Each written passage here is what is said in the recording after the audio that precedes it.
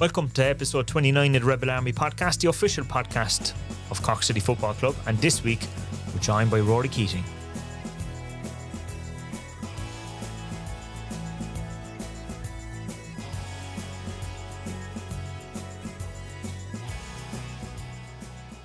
Yeah, back for another podcast, joined as always by Mr. Howie. How are you? All good, all good. Great to be here. Yeah, and we have a good guest this week, the one that they were all waiting for. Yeah, we get tweets weekly, DMs weekly. Yeah. When's Keating coming on? I suppose the fact that we had Seani a few weeks ago, they were saying, are you going to get Ruairí in as well? Like, or what? Like, yeah. We haven't forgotten, don't worry. Yeah. It's just, But, people are busy. Yeah, Seani was busy himself on Friday night. Obviously, it was a bit kind of strange, that game. It was like, what's happening here? It was like a hangover kind of kicked in a bit late or something after, we did so well against Kerry and then to kind of go down. You'd expect a result like that maybe away, but at home is a bit strange. I think the whole crowd were like, is this really happening? It's a bit funny, like, typically if you got a 2-2 draw at home against Finn Harps, you'd be kind of downbeat after the result, but it was enjoyable. It was enjoyable because obviously, like, it was against the run of play slightly. Yeah, it was. I had a look at the XG and stuff. I know that doesn't count for a whole lot afterwards. But did they do that in the League of Ireland? They do. You can get everything, yeah.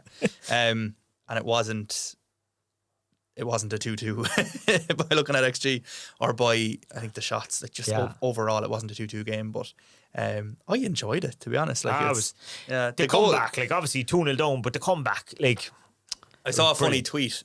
I don't know, was it like the half an hour to go point, and Seani comes on, Keats comes on, Malik comes on. It was just like, the Avengers coming in to save the day. Yeah, and I think did Cahill come on as well? Cahill came on as well. Yeah, it was like some bench to come on. It was ridiculous. Attack. Like it's like Tim just left him loose or something, and it worked. Yeah, and I think Seani was saying afterwards that was his first ever free kick goal. Was it? Yeah. Well, Seani said that, and then Tim said afterwards, are you giving it to him? Because it was such a heavy deflection. But I think we have to give it to him. You give it to him, all right. I think it was probably on target. But first ever free kick goal. He said, I'll trust him. Another 2 goals to his challenge of catching John and Pat. There's 4 games left. That top scorer chart is getting interesting. Barry's taking top spot now.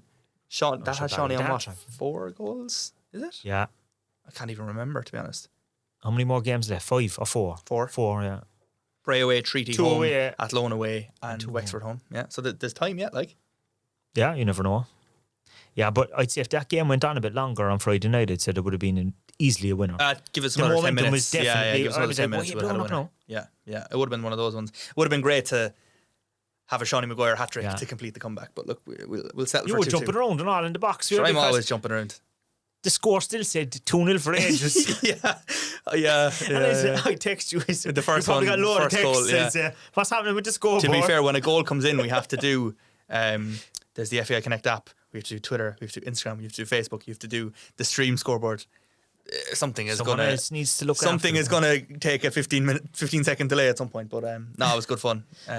Again, it's just fun to have one of those games where you can, nothing's at stake. There's really. no stress. Yeah, and you can just enjoy yourself. It wasn't fun on Saturday though. No, difficult one. FAI Cup semi-final, it was one of those ones you're up for. The girls are really up for it. Spoke to Danny afterwards about it. He was kind of saying 5-0. We've played them a couple of times this year. There's been high-scoring games like that. It probably just sort of hammers home the gap between that top 3 in the women's, between Shelburne, Athlone. There is a bit of a gap. Galway, and then the rest. Because City have done well against the rest of them. We have, even if you look this year, we've beaten Rovers, we've beaten Peamount, spoke about it before. Yeah. Went up to Peamount to beat them away. But just a difficult one. 5-0, you never want to see a 5-0.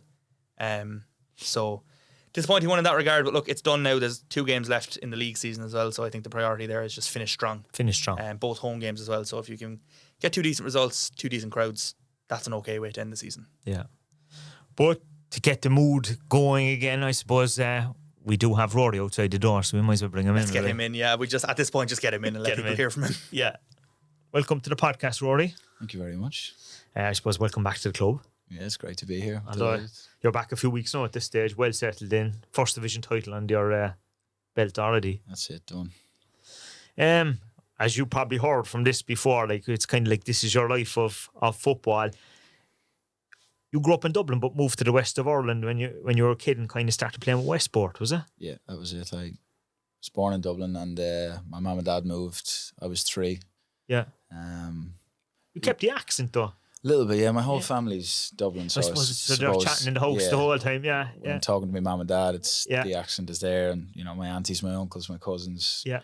they're all Dubs pretty much. So I think I picked it up from there. Really, I guess I have a bit of slang here and there from school, and my missus is English, so pick up some little things that she says. Pick up stuff from there too, yeah. I guess I kept the accent, yeah. But I moved when I was 3. We went down there in 1999. My sister was born in 98. And yeah, just never looked back. Grew up in Westport, Mayo. And sure, that was life to you. Like as a 3-year-old, you wouldn't remember growing up in Dublin. No. Like so that was the norm. Like it was just Mayo for me. That's it, and I absolutely loved it. Quiet, It's a popular town. Like, it is. It's fantastic tourism there. Yeah, Westport's well known, and we get it's kind of all year round tourism now with Croagh Patrick and all the pubs and things like that. But it's great for sport. You've got everything under the sun down there, and this opportunity is only getting bigger. Now, it wasn't huge when I was growing up, but I guess we were kind of the first to set the tone. We had a very successful, sporting group our age.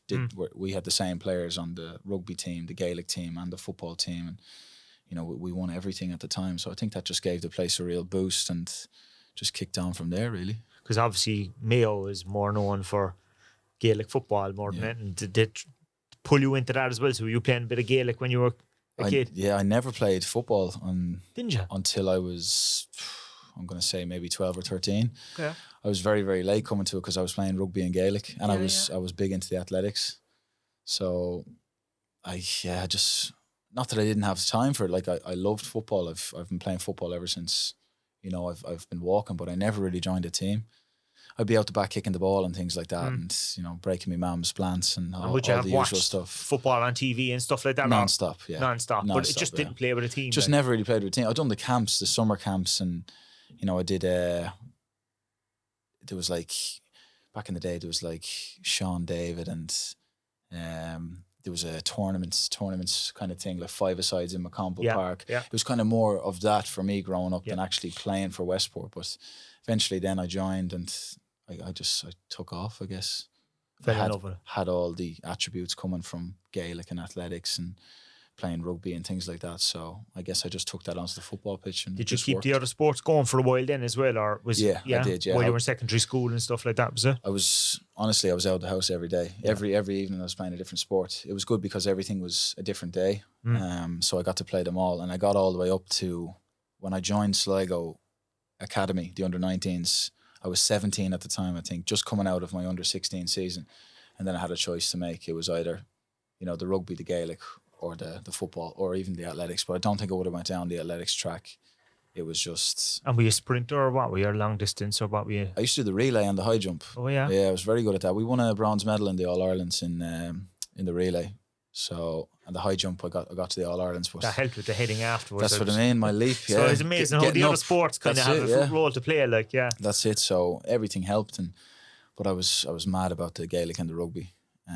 As much as I loved the football, and, I watched it, every evening I was watching a game. My dad used to take me to games, Man United and Old Trafford and things like that. I was just obsessed with football, but I just loved playing the Gaelic and the rugby, and it came to a decision, and so I went with the football. Was it a case that it was Sligo were the first to come, like, from an established sporting background to kind of poach you, that if you were called up minor or maybe called up by a rugby, one of the provinces like Connacht or something like that, it could have gone a different direction? Well, I'll tell you a funny one, actually. It's actually a strange kind of the way it happened. I was playing in Dublin when I was 15. I was in the DDSL with Home Farm.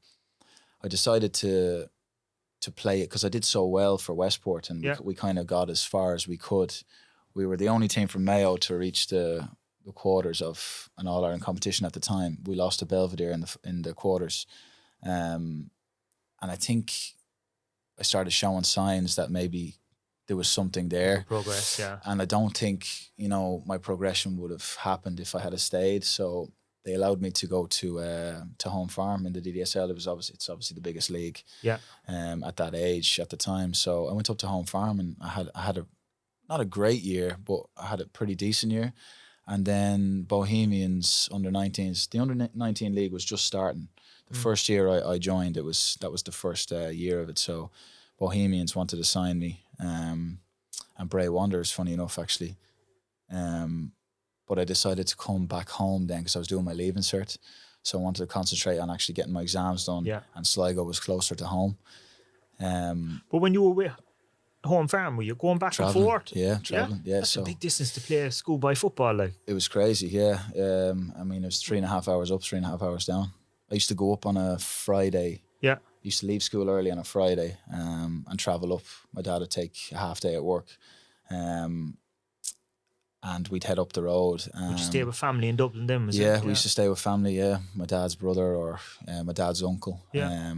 I mean, my whole family's up there anyway, so it was easy. Yeah. But I used to go up on a Friday. We used to train Friday night, and then we had a game every Sunday morning. So I used to spend my weekends up there just for 1 year, and then come back on a Sunday, back in school Monday, and that's what I did, just to try it. I mean, it was it's a good level, and it was a good test for me just to see if I could kind of progress, and I did, and then came back home to focus on my leaving cert, and Sligo was the closest to me, so I went much closer to home than home farm anyway. Literally, yeah. It's only an hour up the road, so it was grand. And like, did it take, like, after leaving cert then, did you kind of concentrate on the football full time, or were you thinking I'm going to college or doing something else? Or I never thought of college. Like, straight away when I went into the academy, I was like, this is for me. This is for me. I want to be a professional footballer for the rest of my life, and see how well I can do, see how far I can go. And school was just no interest to me at all. So I signed a professional contract when I was 17, and just haven't looked back. I've been full-time training since then. And Sligo, have always been one of the big clubs. I mean, they're nearly ever present in the Premier Division. Always a good core following as well over that side of the country as well. It's like a football hotbed there. Like, well, even with Mayo has had no team, and so they probably go up there, did it?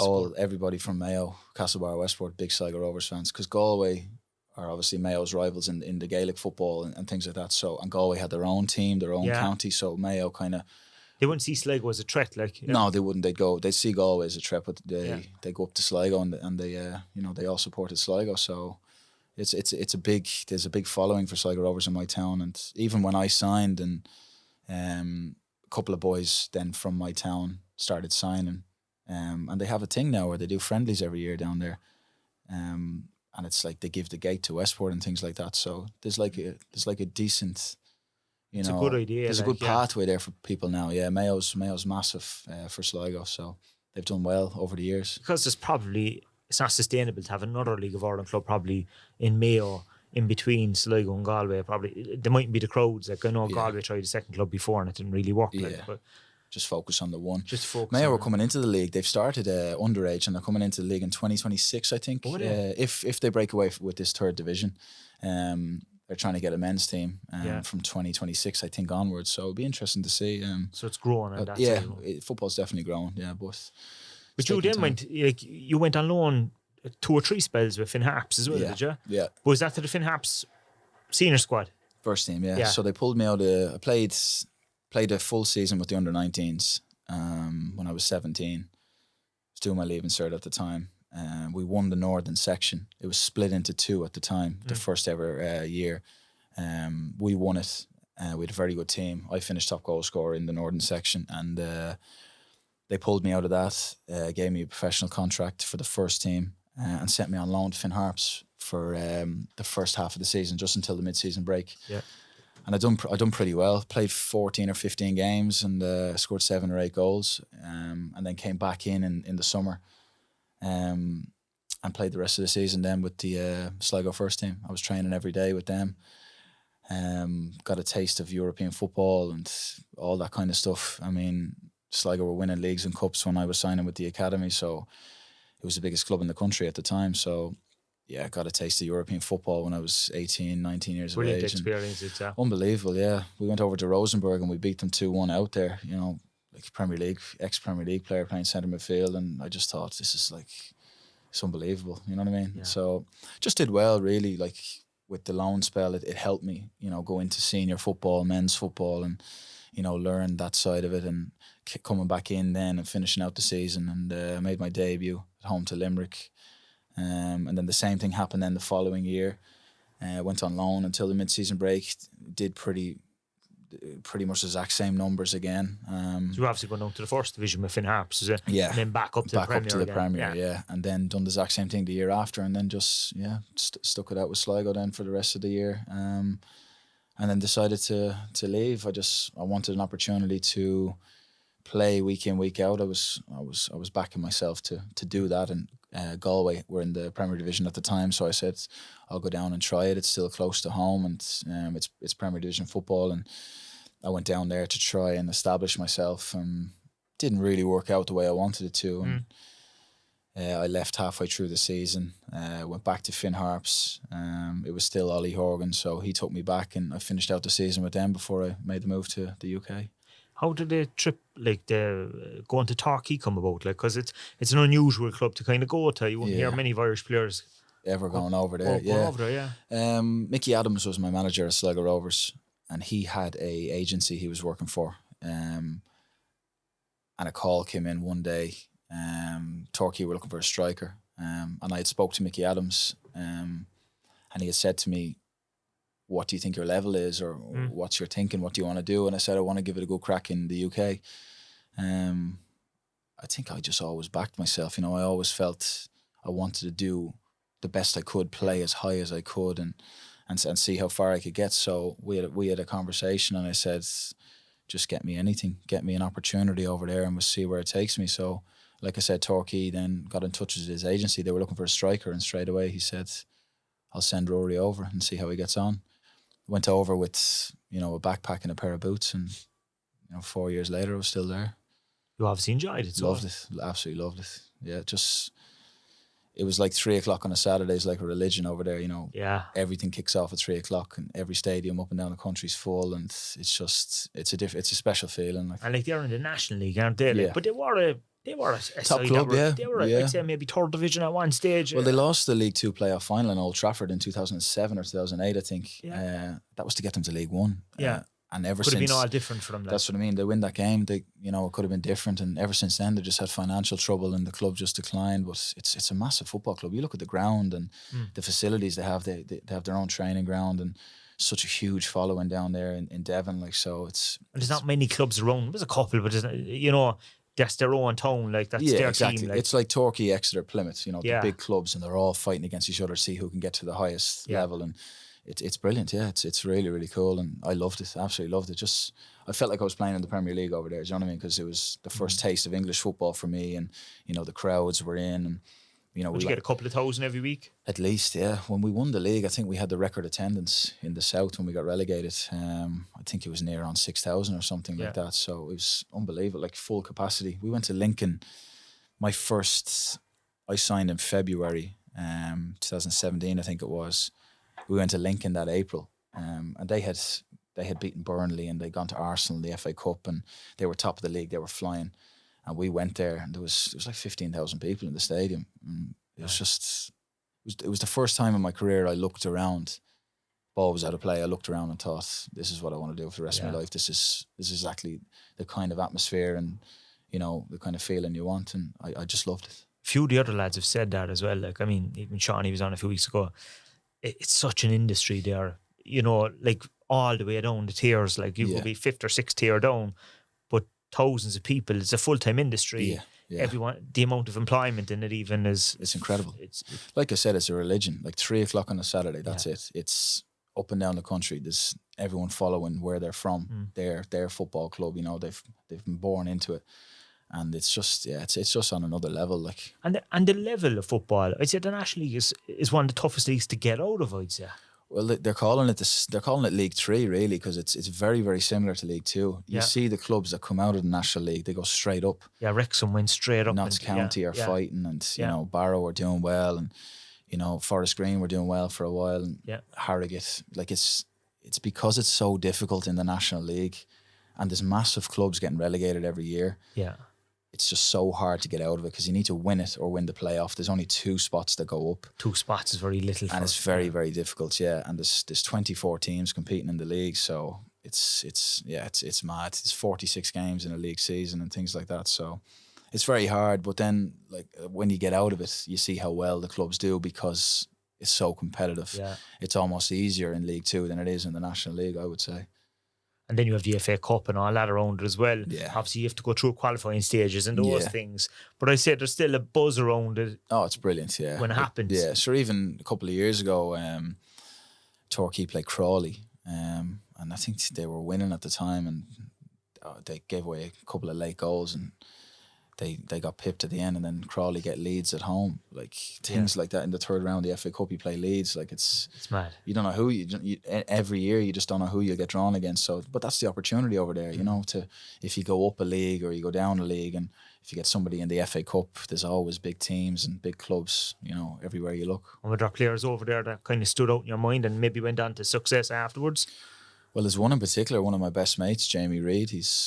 He's in the Northern Ireland squad at the minute. Yeah. He's, you know, he played against Spain there before the Euros, and like watching him play for Northern Ireland, and you know he was doing very, very well for Stevenage in League One last year, and they just missed out in the playoffs, and you know he's one step away from the championship, and he's playing international football. It just makes you think like, yeah, that's the opportunity you have. You know, it's just unbelievable. Like, there's small margins, I'd say, between, you know, making it in many ways. Yeah, like from, absolutely. Yeah. You know, it could be the luck. You could have a couple of results. You could be in front of the right people or whatever. That's it. Yeah. It's just anything can happen. You don't know who's watching you. I mean, you know, for all the years I've been playing football, God knows how many clubs have been watching or you know had interest or had a look at me. You just don't know. Maybe they came to see me on a day I didn't do too well, and you know, on a day I did do well, they didn't see me. It's that's what it's all about, really. And after Torquay, you went to Gateshead for a small while, was it? You only lasted there maybe a couple of months or something, was it? Just fancied a change, really. Yeah. That's the north of England. That was literally one point to the next point. It was all the way south. Nearly the longest distance you could go from one club to the other. Couldn't have gone any further, couldn't have gone any. I think it took me 13 hours. Whoa. I think I drove up, left my family behind in Torquay. I had my daughter at the time was only born, so I left. So did you start a family while you were in Torquay? I did, I met my missus over there. Emily. So you'll always have a fondness for the place. So as a result, my Emily's family live over there. They're from there, so she was born in Birmingham but moved down to Torquay, similar to my situation when she was small, and she was brought up there. So I met her there. All her family are still there. They live there to this day, and I had great times over there, great memories. Spent all my Christmases over there with my mum and dad and my brother and sister, and it was just brilliant. Yeah, I love it over there. So Gateshead she must be saying, what are you doing? It was a bit mad. It was one of those decisions in your career, I think, that you think, you know, it was just a mad decision. I think they called, they were interested. They were above Torquay though, were they? Were they above them? They were in the north. So it's kind of split, is it? It's split when you go down from the National League. It's split into north and south, obviously, just to save the travel for the smaller clubs. But they were in the north at the time, and I just think it was a mad decision. It was one of them decisions I made in my career that, you know, it just, I don't really think. Got out of your system. Yeah, exactly. It was just one of them things that just didn't work out. It was too far away from everything, and tried to start kind of to settle a bit up there, but it wasn't to be. And then the West came calling again. That was it. COVID hit. Yeah. Just as I signed for Gateshead, I think it was a month or two after all the COVID stuff was on the news. Every morning we woke up and the whole football just shut down. That was it. And obviously having, you know, a newborn baby, I just thought to myself to get back home to my mum and dad, where I knew, you know, I had that support and a little bit more stability at home. So I took Emily and my daughter with me. We went back to Mayo. Signed for Galway because it was the closest to home, I suppose. Wanted to give it another crack because... And John Caulfield had only taken over there. Yeah. So there was obviously a move to kind of, for success. Absolutely, which has gone on to great things in the last couple of years for them. Well, there was a project there, and you know, there was ambition at the club, and I wanted to be part of it. John tried to sign me for Cork when I was at Torquay. Oh, did he? And it nearly happened. It was very close to happening. The year we won the South, I think it was 2019. Yeah. The year we won the National League South, it was the January, I think they were just starting, and I think everything was agreed. So his kind of last year at the club. It was just before. It was a couple of months before he left. The club was in a mad transition, though. I mean, from winning the league and the cup and things like that, I think it was all coming back around again. Yeah. So probably would have been a bad time to sign, because I would have never have come, this time around. Yes. But I suppose that's life. That's, these things happen. But it nearly happened. It was all done, but Torquay wouldn't let me go. So, but look, as it happened. But he kept an eye on you, obviously. He did. He kept tabs on me. He always did. He always wanted to work with me. I always wanted to work with him. He's a great manager. He's had so much success, and came around again and signed with John, and had a good year with John. I mean, we were challenging Shelbourne for so long in the league. We had a very strong squad, and just the Shells pipped us to the title, and then we lost in the playoff. But I loved it. Yeah, I enjoyed it. It was the Galway I wanted to kind of play for. The one that originally went and it didn't. Yeah, so I'm glad I went there, and I'm glad I played a season under John, and enjoyed the club. How come you didn't stay there? Cork came calling. Yeah, because obviously your family from the west, so. I know, yeah. Well, there you go. There's me again. You just wanted itch for travel or something.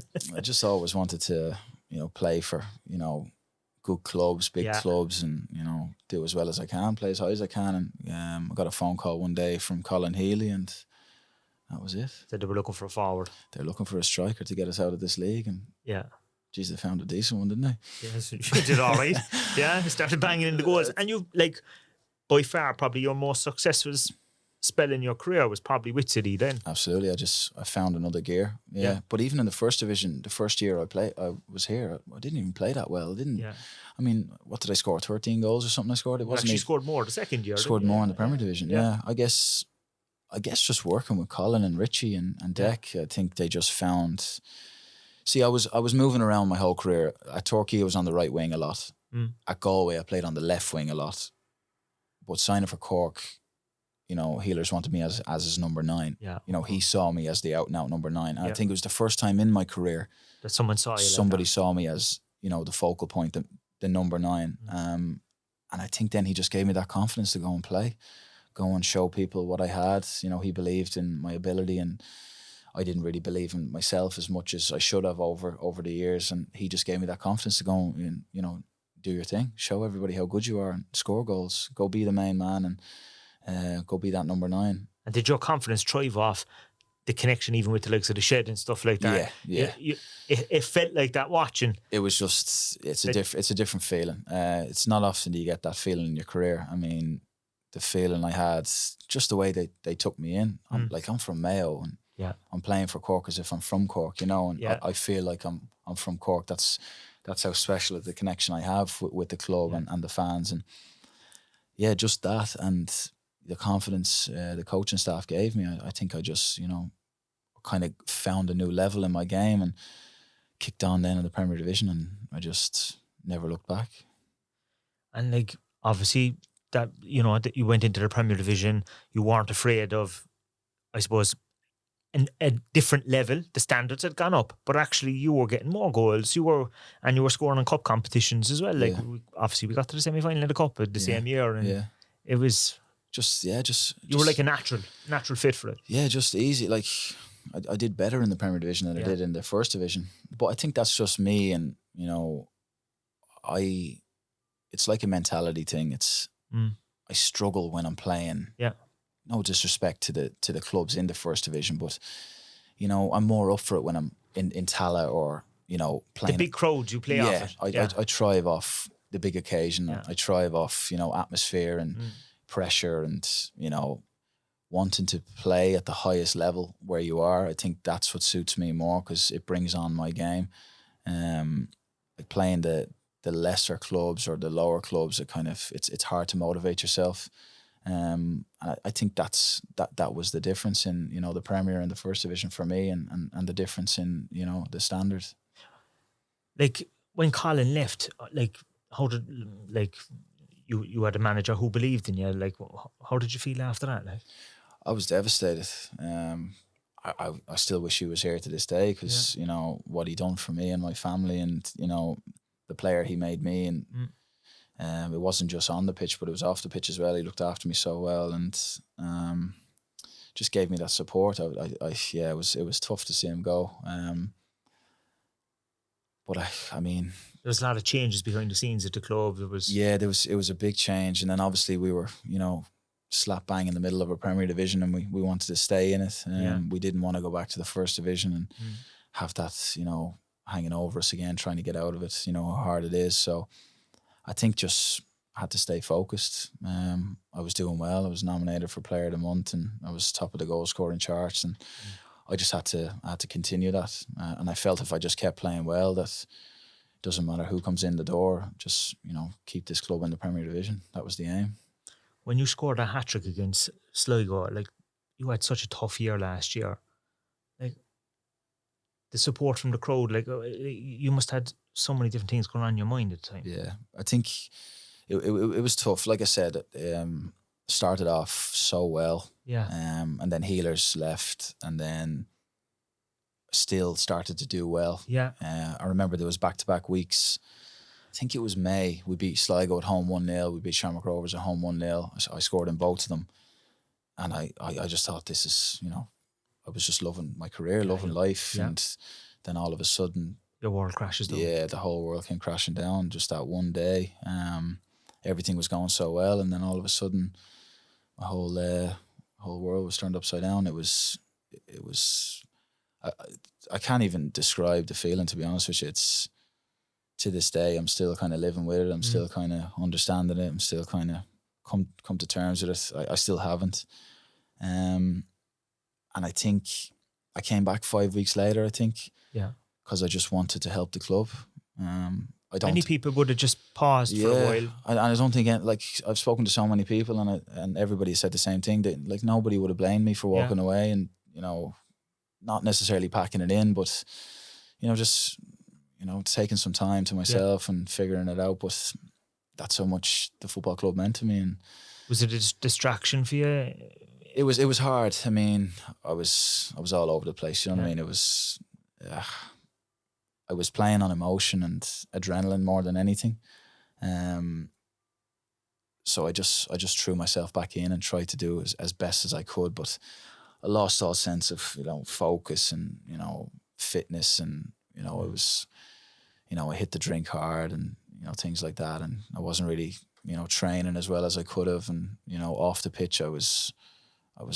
You weren't yourself. Just wasn't present. Yeah, I had 2 small kids at home and a partner that I had to look after. But it's just one of them things, I guess, in life that you never expect that will ever happen, and you just don't know how to deal with it when it comes around. Nobody can prepare you for it. I was just kind of going through it at the time, and I think just adrenaline and emotion. I was just playing off, and every Friday night, as bad as my preparation was off the pitch, I think I just got through it because adrenaline.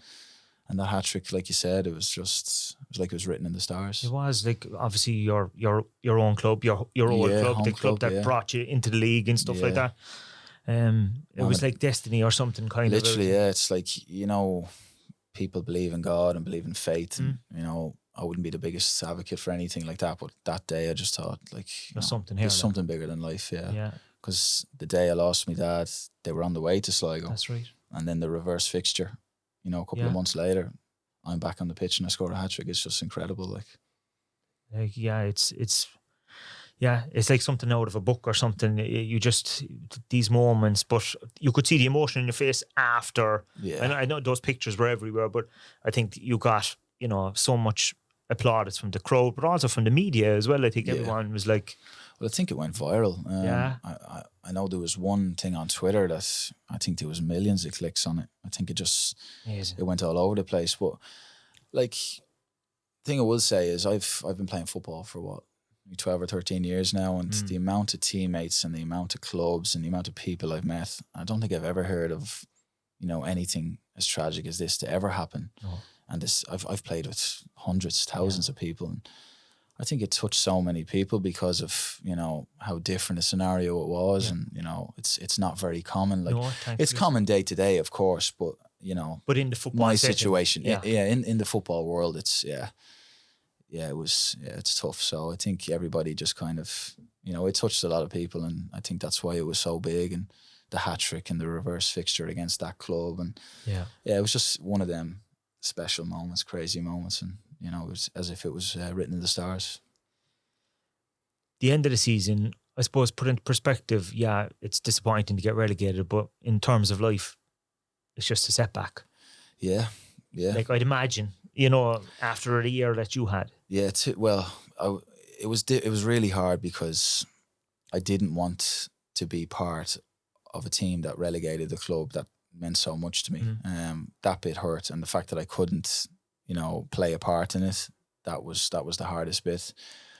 But there was a side of it as well, that what I had been through, you know, it's bigger than football kind of thing. And I know it's not really fair to say to the fans and things like that. No, but it's the honest truth though. I think that's it was easier for me to kind of just relax a little bit and say, okay, you know, we can just go again, because of everything that was going on with me. I think it would have been a little bit more difficult had I not gone through what I had gone through. But I just kind of had to, you know, figure out my own situation. And again, I was acting off emotion and things like that. I had a family and I had to kind of, you know, do it for myself now. I knew I wouldn't have had that support from my mum and dad, so I had to get the best scenario for me and the kids. I'm guessing at the end of the season, then was it a case of, okay, I need a fresh start, I need to get my life back on track or something? That's what I thought. Yeah, was that what? I thought to move somewhere different. Yeah, you know, I'd never been in Dublin. I have a lot of family there, but I'd never lived there, never moved there, and my mom was up there every weekend looking after my grandma, so I knew she'd be spending all her weekends up there. My brother and his wife, my nephews all live there, so I thought if I take my family up there, I'll be closer to mine. So you'll be connected to them again. So I'll be connected, and I can see my grandma. You know, I could see her every weekend if I wanted to, take the kids over, and it was a good opportunity for me. I'm still in the Premier Division. You know, I'm at a club that's in Europe again and things like that. And I just thought that this would be the best opportunity for me on and off the pitch. But again, it just didn't work out. Didn't really throw myself into it as much as I should have or could have. But you know, I was just struggling too bad off the pitch again. It was. I think when I came back last year and done so well, it was emotion, you know, adrenaline, and I think it's a little bit harder this time around this year because, you know, the year anniversary came around and you know there's things going on in the background and just that little bit harder. I think reality was setting in a lot more, and you know I felt the loss a lot harder. And even doing things like St. Pat's, my dad's mom is buried in Selbridge, and I used to drive past that graveyard every day, and we would have lived in Ardclough, Selbridge, as a family if my nanny was here to this day. So it was an interesting one like that. It was kind of living with that realization every day, like what could have been, and you know. He'd be here with my mom every weekend, you know, watching me play. And I just think I struggled a lot. Again, like, you know, I was on the drink a lot and things like that just to try and, and we still turning up to training Still turning up to training, but just not being the best. Were you ever pulled? Never. No? Did they know? No, never. Kind of kept it to yourself? Just kept it to myself. I was just quiet. You know, I just sat in the corner and, you know, a few drinks and go home. Yeah. Just trying to figure it out, trying to find myself, trying to figure it out, trying to not put too much pressure on myself. But obviously, as a professional athlete, you know, it doesn't really go. And when you're at a club like St. Pat's fighting for leagues and cups in Europe, and just I just couldn't really be the best I could, and it's a shame really because it was a great opportunity. But again, here we are. Like, you know, nobody, you know, I didn't know this was going to happen, and you know. Your life comes at you hard and you don't know what's around the corner. So when Stephen Kenny came in, how did that go? Like did you feel that you needed to move on, that he wasn't the guy that signed you, or just don't think he appreciated me as much as I felt I needed to be, you know, that kind of way. I came from playing for Colin Healy and Liam Buckley, who, you know, taught the world of me and gave me that confidence, and John Daly taught the world of me, gave me that confidence, and especially when I was struggling with the things I was. You need someone to throw the arm around. Yeah, I needed that arm around the shoulder. And I think when Stephen came in, he was a little bit he was less, he wasn't that. And it just didn't really work. He didn't really, understand me. I didn't understand him. And that was it, really. Had a conversation with him one day and said, I think it's best for both if I head back home and, you can bring somebody else in. And that's the conversation we had. And did you know that there was interest from City at the same time? No, I didn't. I had one conversation. I used to speak to Richie a lot and Mick Ring, and I used to keep in contact with a lot of people. Yeah. Because of everything. The club was with me through everything, and Richie and Mick were there for me. Even when I left, I used to have conversations with them every week, just checking in. Best of luck this week, or great goal, or how are things doing? How's the family? And just keeping in contact like that, which was brilliant, which I loved, and I always felt that love. So when it came to the point where I no longer saw myself here long term, I thought to myself, there's nowhere else I'd want to be than Cork. So I mentioned it to Richie one time when I think I got the green light from Pats. I mentioned it to Richie, and we got it done.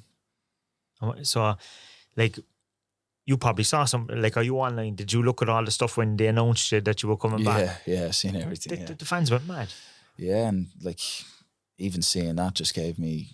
It must be a great boost. Oh, incredible boost. Just the way it makes you feel as a human is, how highly people think of you. It's special, it really is. And that's why I love this football club so much. It's come back down, we look after you, kind of. Yeah. It felt like that just from the support. Yeah, well, I feel like this is where I belong. Like we spoke about the connection with the fans, and, I played my best football down here. So I think, me as a whole is Cork City Football Club, and that's when I'm at my best. And obviously your family like you here, because otherwise you wouldn't have come back, no, I'd imagine. Yeah, well, my daughter started school up in Grange, so she's gone into junior infants now, so I'm here to settle, and I see a future here. They're making their own life now. That's it, yeah. It's all about raising the kids now and giving them the best opportunity, and that's what I'm fully focused on. What was it like coming back out in front of the shed? So the first night? Yeah, it was incredible. It was the treaty away, the first one. The treaty was the way, yeah. And I remember looking over and seeing the flag there, and the singing my song, and chanting my name, and it was unbelievable. It was emotional. I was inside. I was very emotional because playing for Cork again, and it was brilliant though. And then the first game at home, the reception I got was just And then of course you were joined by Seani at the same time. Two of you, two prodigal sons, kind of coming home at the same time. Yeah, it was unbelievable. The atmosphere was incredible, and even the Derry game. I mean, it was just brilliant. Yeah, I just Turner's Cross is different when it's full. It's up there with the best atmosphere in the country. And obviously kicked on, won the first division up in UCD. The emotion of that, it must have been great just to kind of release the emotion. I saw you on the pitch, and it looked genuinely like you're delighted. Yeah, just happy that the club is going back in the Premier Division where we belong, and it was just a long, kind of confusing year for me, and to find myself back at Cork and win a league again. From going from so low to being in a group of people that are so high, it was. I kind of saw that, sitting back, looking at it from afar. I kind of saw the situation I was in, and just wanted to find a little bit of happiness in my life again. And it's great to see that the club done so well this year, and we got the job done, and it was brilliant to be a part of it. And since you come back to Cork, are you finding life off the pitch a bit easier to cope with, or how are you finding life in general now? Well, it's very, very difficult. I mean, every occasion, every new thing that comes up every day, whether it be the kids or anything in life, it's obviously, it's tough. It never ever leaves your mind. It's always up there somewhere. And but it definitely it's easier to be here because I know how much he loved me playing for Cork. And I can still see him in the corner flag. When I'm doing the warm up, he's standing there watching me, and that's where I want to be. I have the best memories with him here, so I carry them with me. It's a little bit easier off the pitch. The kids are in school now, and we're settled in a house, so it's definitely easier to manage. I know long term where I want to be, and there's no real, what's going to happen, where we're going to be next, or what's coming down the road. It's we know we're here, so it's definitely easier. And you're still young enough, You're probably thinking, we're going back into Premier Division. The last time I was with City in the Premier Division, I started scoring goals I now have the likes of Seani playing alongside me. Like, you must be ambitious. You must be thinking, we're going up, we'll stay up. Yeah, it's an unbelievable scenario we found ourselves in. I mean, you know, it's all the shackles are off now. Just go for it next year. I want to just, you know, enjoy my winter now that the job is done, and enjoy it with the kids and enjoy the rest, because, like I said, it was a strange season. Took a lot of strain, but now I can just enjoy the time off and then just head down in January and kick on, get fit again, get yourself ready, get motivated again, and just be the best I can be. And playing up there with Seani is just, it's unbelievable to have somebody like him. And you did play together. Seani said back with Sligo. Yeah. Seani came on loan from West Ham. I came through the academy. Yeah, it was mad. Two of us were there together. And little did we know all these years later that we were going to be something, or, you know, so highly thought of at a football club. Like, when both of you aren't from the city, but both welcomed in as adopted. Yeah. Yeah, like we're from Cork. Yeah, it's amazing. Like, and like, you know, are you seeing a difference in the side compared to the team that you lost? Obviously, the team, you know, it was a tough spell when they got relegated last year. But are you seeing a different swagger, kind of confidence, or something in the side? A lot of younger players came in this year. Yeah, absolutely. I think there's a massive difference in the squad we have now. There's a perfect blend of like experience and youth, and then everyone in between, and, you know, everybody's, you know, on the same page. You know, everybody is playing for the jersey and the club, and they know how important it is. And I think that's the biggest thing. Everybody wants to do well and wants to give their all, and I think there's good things to come next year. I think we can really kick on and, you know, mount a challenge of some sort to, you know, have some success. And how are you finding life under Tim? Because that's obviously, he wasn't there the last time you were here as well. No, he's brilliant. He's a young coach, and you know how well all these young coaches are doing these days. They're new ideas and you know, new ways of looking at football, and it's refreshing to play under a manager that's different and has these new ideas, and you know, it's exciting times for the club. Well, we finish up the podcast with a couple of questions every week, and I think there's been a few come in here. I think my assistant there has sent me a few, Aaron. So we're going to have a look. So, what was your best moment in the City shirt? Jack wants to know. I think it has to be the hat-trick. Yeah. I think that one was, the feeling I had that night was just, it was just special. I think it sticks with me. So definitely, I think the hat-trick. Malik wants to know when you're passing the ball. Well, if Mal's listening, I'm still waiting for a pass from him. So as soon as he assists me in a goal, I'll start passing the ball. Robert O'Driscoll wants to know how many goals are you aiming for next season? If I can do better than I did last year, I'll be happy. But I never really set myself targets. I'm more of, you know, kind of just taking it game by game, just being the best I can be every week, and, you know, seeing what comes with it. But if I can do as well as I can last year, then that'll be a big success. So Seani's out to beat the all-time record. You're younger than him, so you never. I'll help him. I'll assist him along the way. What's your favourite thing about Cork football? Aside, Luke wants to know. Aside from football, just the city itself. I know a lot of people down here. I've got, you know, friends of my family that I spent some time with on a Sunday, and just the city as a whole. I'm close to Douglas, so I spend a lot of my time in Douglas, and I think just the whole city itself is just, it's brilliant. It's like a mini capital, and it's got everything you need. It's a wonderful county. The right size. Yeah, perfect. Obviously, you're very used to Dublin, but then you grew up in the west, so it's kind of that. It's somewhere like in the between. Yeah, it's got everything you need. Yeah. Philly wants to know, who's your dream strike partner? I presume he means globally, I'd imagine. Like who? Like if you had someone. League of Ireland, my dream, Seani Maguire, and I have that. So of all time, God, that's a tricky one, because there's a lot of people that you'd love to have that I'd love to play with. Yeah. I loved Ruud van Nistelrooy growing up. Loved Cristiano Ronaldo growing up. But even now, like, imagine playing with Haaland or Mbappe and you know, things like that. So it's a tricky one, really. But definitely, probably Cristiano Ronaldo, because, you know, he's the biggest. Yeah, he'd be unbelievable. It'd be pretty cool playing with him. Maybe get to play against him, because that guy doesn't seem like he's going to retire anytime soon. I know, yeah, you never know. He might come back to you. Might get a chance in Saudi or something, yeah. You never know. But listen, thanks a million, Rory, for coming in. I appreciate it. Thanks for having me. It's been fantastic, and thanks for being so honest and sharing what has been an unbelievable couple of years for you. Yeah. Good and bad. And we can't wait to see what happens next season. Hopefully all goes well. Thanks for having me, boys. I enjoyed it. Yeah, that was a very honest interview, wasn't it? It was.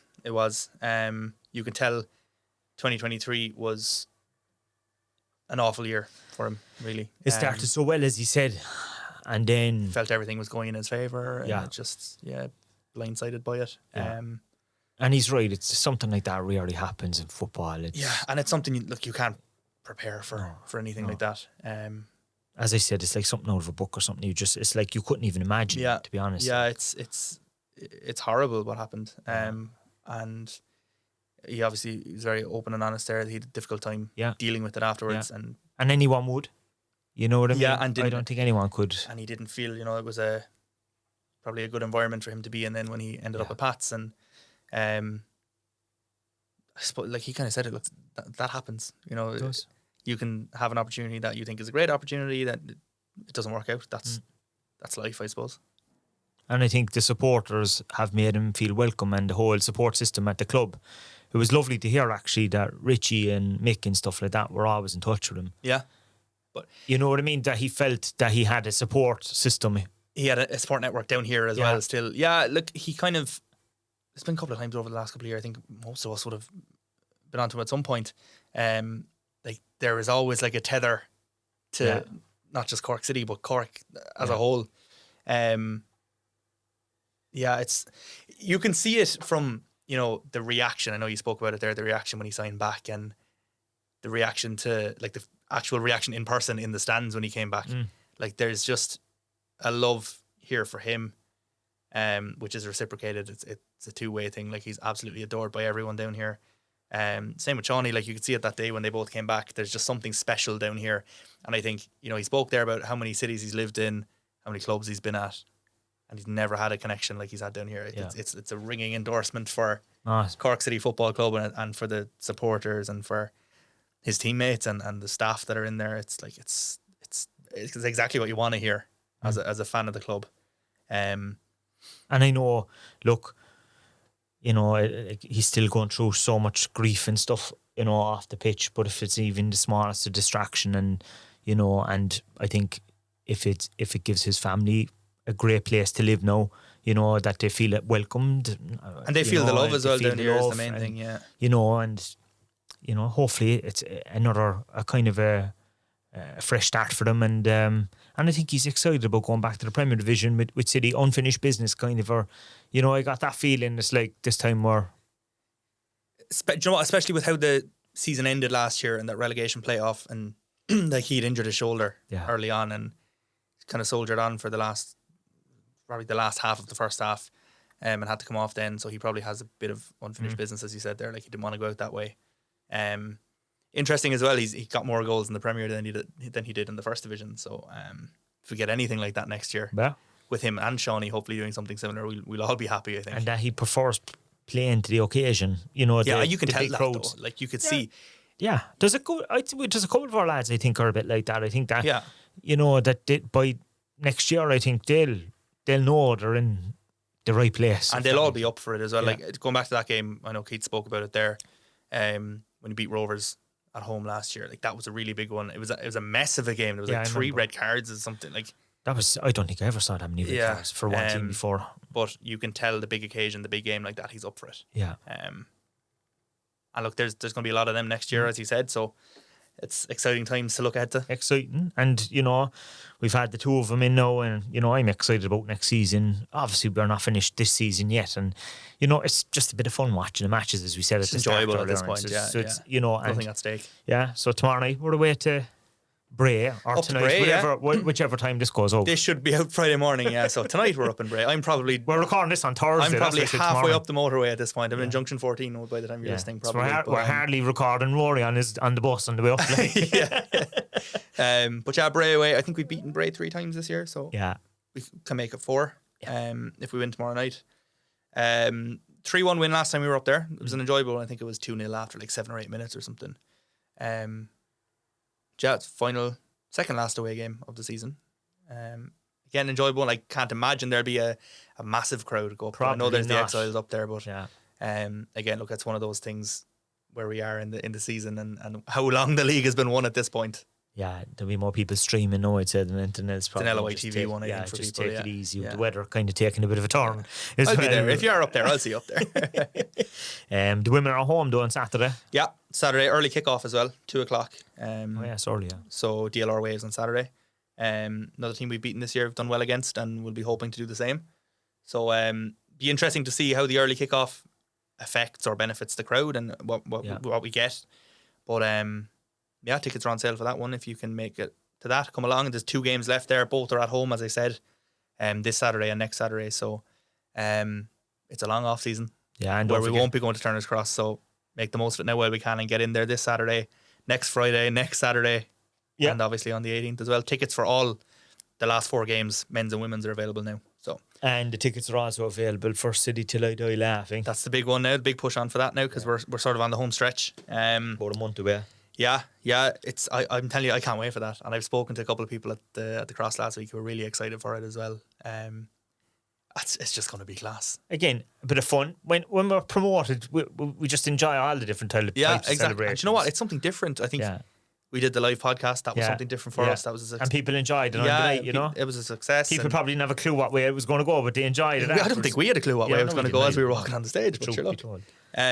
But look, that's what we want to do. We want to push the boat out, try new things. If something doesn't work, it doesn't work. But we'd like to think it will work and we can make it work. And this is one of those things that, look, I was only watching clips of Shane Todd again on TikTok this morning. Like, these lads are hilarious. And Emma Doran as well, absolutely hilarious. So this is going to be a fun one. Tickets are on sale for that. You can get them from the Everyman's website, or if you go to corkcityfc.ie/comedy, you can get them from there too. Yeah, so... Well, hopefully we'll have another few laughs before that anyway, but... might have an enjoyable evening tomorrow, hopefully. Hopefully, a few more goals. Maybe Keats will score more goals, and Seani keeps his momentum going up. Barry might have a few things to say about anyone at all. Everyone, someone scores, I'm happy. Yeah. Maybe someone who has never scored yet. Hopefully, yeah, so, we'll see. You know, so definitely... we'll enjoy the last few games because there's a long winter there. So we might as well enjoy it. It's a very, very, very long off-season, we talked about that last week. So, look, we'll be back next week to preview another home fixture for the men, and we might have another guest in. I was talking to someone last week, so, we might get them in next. We'll see what happens. See you next week. See you then.